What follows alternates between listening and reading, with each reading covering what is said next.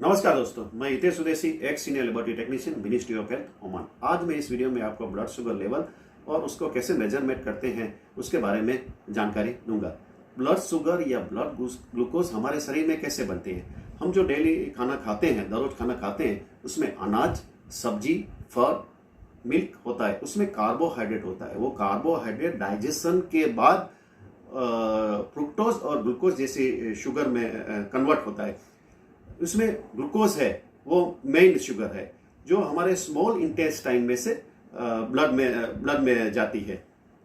उसके बाद water circulation से लीवर में ट्रांसफर होती है। वहां वो ग्लाइकोजन में कन्वर्ट होके स्टोर होती है। जब इस हमारे शरीर में शुगर की जरूरत होती है, तब ये ग्लाइकोजन फिर से ग्लूकोज में कन्वर्ट होता है और जो ब्लड, मसल, ब्रेन और अदर टिश्यू में पहुंचती है। ग्लूकोज का प्रॉपर यूटिलाइजेशन टिश्यू और सेल तक करने के लिए इंसुलिन, जो एक हार्मोन है जो पैनक्रियास में उत्पन्न होता है, उसकी जरूरत रहती है। जो ये इंसुलिन होता है वो ग्लूकोज को टिश्यू और सेल तक पहुंचाने का काम करता है। इंसुलिन की कमी के कारण ब्लड शुगर लेवल बढ़ जाता है और टिश्यू और सेल ग्लूकोज का प्रॉपर यूटिलाइज नहीं कर सकता है और ब्लड में ग्लूकोज का लेवल बढ़ जाता है। Diabetes type 1, type 2, gestational diabetes, उसमें ब्लड शुगर का लेवल बढ़ जाता है।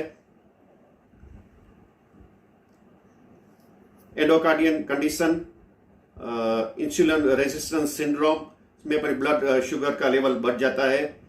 पैनक्रियाटिक डिसीज, कोई दवा लेते हैं डाययूरेटिक, स्टीरॉइड, जिससे लेने से भी ब्लड में शुगर का लेवल बढ़ जाता है। ब्लड में शुगर का लेवल बढ़ जाने से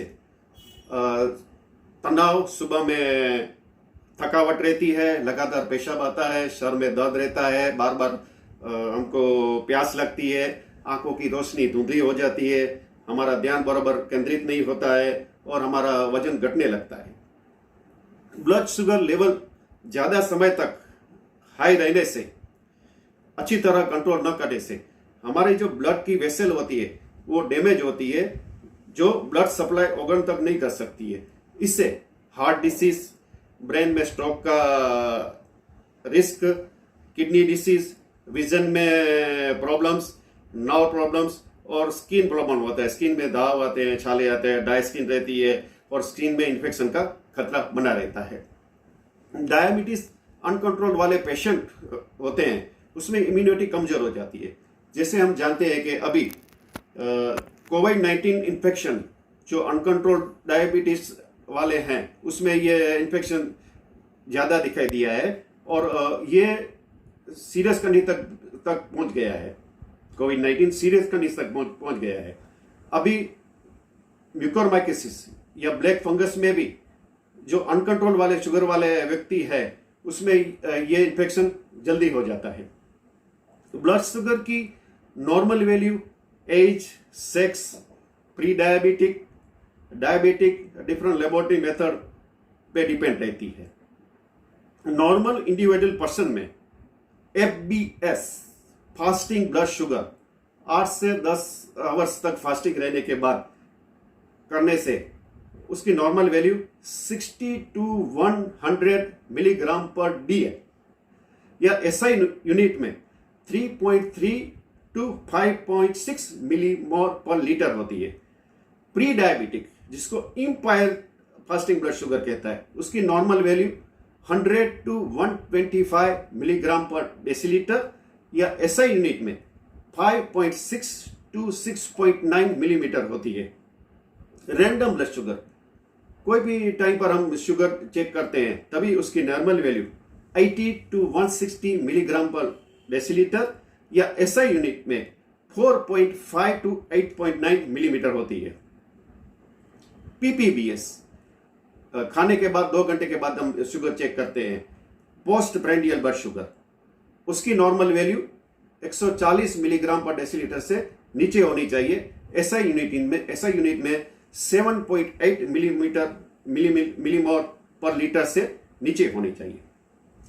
mg पर डेसीलीटर में से अगर जो हमको मिलीमीटर लीटर में वैल्यू कन्वर्ट करनी होती है, तो जो mg पर डेसीलीटर की जो वैल्यू आती है उसको 18 से डिवाइड करने का। मिलीमोल पर लीटर से मिलीग्राम पर डेसीलीटर वैल्यू कन्वर्ट करने के लिए जो मिलीमोल की पर लीटर की जो वैल्यू आती है उसको 18 से मल्टीप्लाई करने का। ब्लड ग्लूकोज का जो मेजर होता है वो लेबोरेटरी में manual glucose oxidase enzymatic method से या semi auto biochemistry analyser method से या fully auto biochemistry analyser method से हम कर सकते हैं। उसमें हम हमारी वेन में से ब्लड कलेक्ट करते हैं और सोडियम फ्लोराइड कंटेनर होता है, ट्यूब, ब्लड कलेक्शन एक ट्यूब होती है, उसमें ये ब्लड का कलेक्शन किया जाता है। इसमें जो सोडियम फ्लोराइड होता है वो जो ग्लाइकोलाइसिस होता है, इरिथ्रोसाइट जो ग्लाइकोलाइसिस करते हैं, आरबीसी हमारा ग्लाइकोलाइसिस करता है, उसको इनिबिट करते हैं। इससे ग्लूकोज की वैल्यू कम नहीं हो जाती है। बाद में हम ब्लड के जो प्लाज्मा है उससे शुगर का हम मेजरमेंट हम कर सकते हैं। ब्लड शुगर का लेवल घर में हम ग्लूकोमीटर से कर सकते हैं। जो डायबिटीज वाले पेशेंट है जिसको ब्लड शुगर का लेवल बार बार चेक करना पड़ता है, उसके लिए ग्लूकोमीटर मेथड एकदम इजी है। डिफरेंट टाइप के ग्लूकोमीटर अवेलेबल है। ये अगर जो आपको ग्लूकोमीटर डिफरेंट टाइप का अलग है, कोई भी आप ग्लूकोमीटर आप परचेस करके घर में रख सकते हैं। जो भी आप ग्लूकोमीटर परचेस करके रखते हैं उसको कैसा यूज करने का है, उसका पूरा तरह का आपस का मैनुअल आप रीड करके पहले आप जान लेना जरूरी है कि वो कैसे स्टार्ट होता है, कैसी तरह उसके स्ट्रिप को डालना है, कभी ब्लड सर्व करने का है, वो सब चीज को आप अच्छी तरह रीड कर लेना चाहिए। ग्लूकोमीटर से ब्लड शुगर का लेवल चेक करने के लिए कॉटन, स्प्रिट, अगर जो स्प्रिट और कॉटन स्प्रिट नहीं है तो अभी अल्कोहल पैड मिलते हैं, वो लेंसेट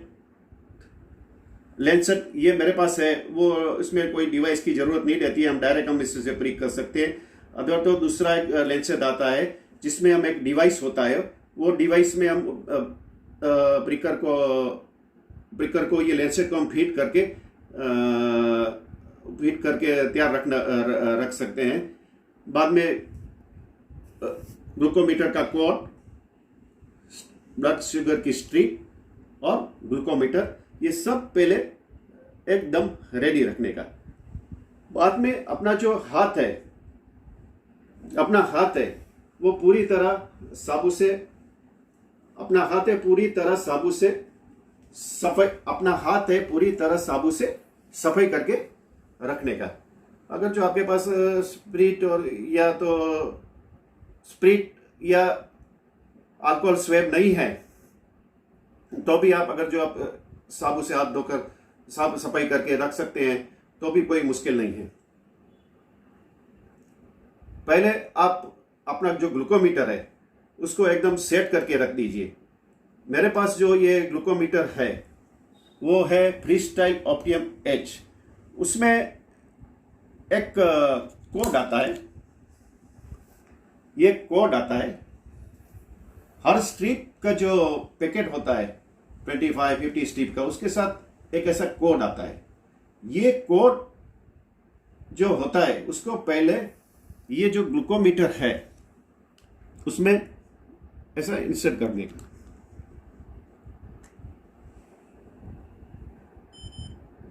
थोड़ी देर के बाद वो कोड का नंबर उसमें फ्लैश होगा। अभी जो ये नंबर है ये ग्लूकोज का नंबर, कोड का नंबर है, और इसके ऊपर ये स्ट्रिप के ऊपर जो नंबर है वो एकदम सेम होना चाहिए।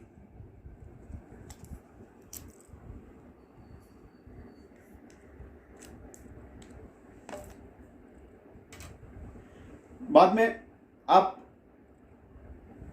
एक कॉटन लीजिए और थोड़ा स्प्रिट लीजिए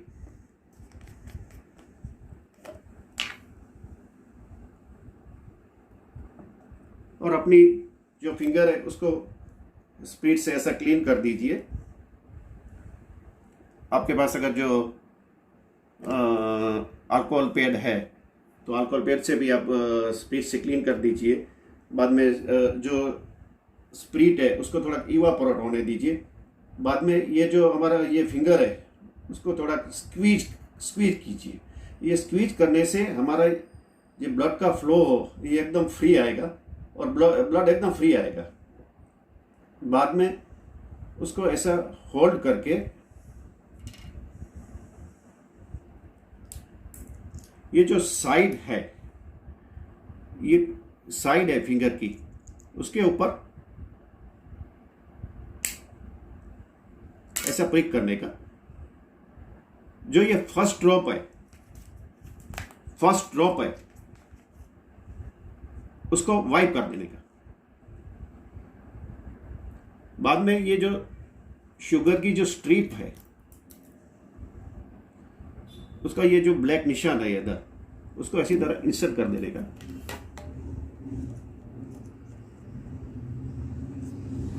इसके बाद ये ड्रॉप का निशान आएगा। इसके बाद ये प्रॉपर ड्रॉप इधर आ जाए, ब्लड एकदम फ्लो आ जाए, ऐसा प्लेट करके इसको ये ब्लड को ये स्ट्रिप में सर्व कर लीजिए। 20 सेकंड के बाद आपको रिजल्ट ये इसके ऊपर डिस्प्ले हो जाएगा। सिर्फ 20 सेकंड के बाद आपका रिजल्ट डिस्प्ले हो जाएगा।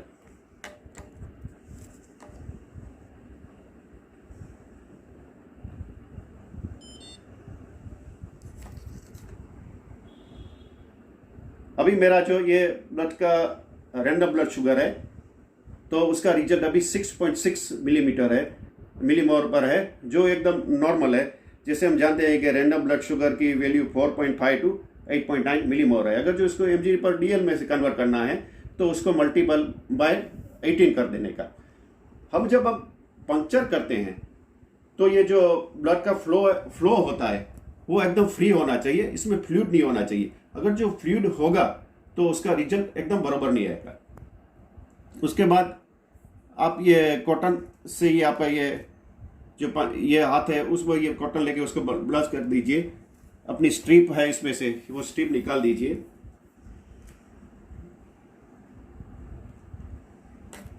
बाद में जो आपने यूज किया है वो कॉटन, स्ट्रिप और ये लेंसेट, ये पूरा एक डस्टबिन में आप डिस्कार्ड कर दीजिए। क्योंकि कोई अगर जो हेपेटाइटिस बी वाला जो कोई पेशेंट होता है और अगर जो ये प्रिकर वाला होता है और अगर जो प्रिकर उसको लग जाएगी तो उसको प्रिकर होने का चांस रहता है। मेरे पास ये जो लेंसेट है उसमें तो प्रिकर अंदर ही चला जाता है, अंदर ही जाता है, तो उसमें तो कोई चांस नहीं है प्रिकर री इन्फेक्शन होने का।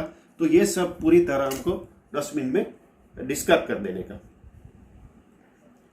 अपने ब्लड शुगर लेवल को कंट्रोल करने के लिए बैलेंस डाइट, लो कैलोरी वाला डाइट लीजिए और अपनी ज़्यादा कैलोरी बर्न करने के लिए एक्सरसाइज, योगासन, प्राणायाम कीजिए। ये वीडियो देखने के लिए आप सबका धन्यवाद। प्लीज़ ये वीडियो को आप लाइक कीजिए, शेयर कीजिए और मेरी YouTube चैनल हितेश स्वदेशी मेडिकल लैबोरेटरी टेक्नोलॉजीज को सब्सक्राइब कीजिए। धन्यवाद।